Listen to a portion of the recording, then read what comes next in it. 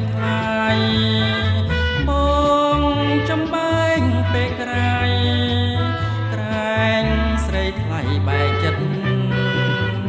ខ្យល់អើយសុំញ៉ាបណ្ដាំ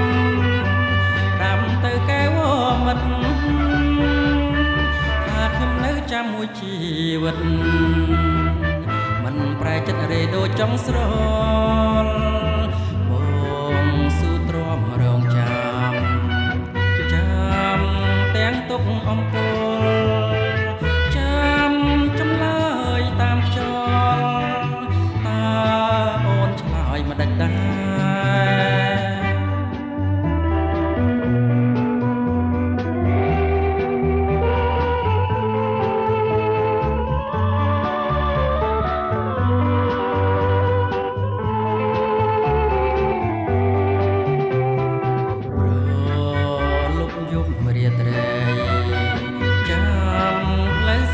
កល្យា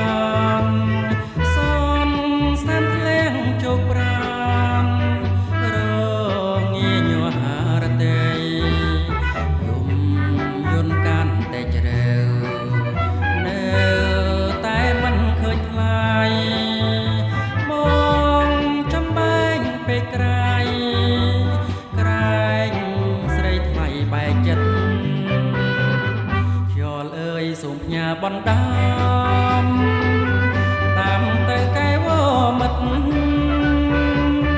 ថាខ្ញុំនៅចាំមួយជីវិតមិនប្រែចិត្តរេដូចចង់ស្រលបងស៊ូទ្រាំរងចាំទាំងទុកអំពូលចាំ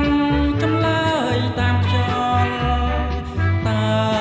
អូនឆ្លើយមិនដាច់ដែរ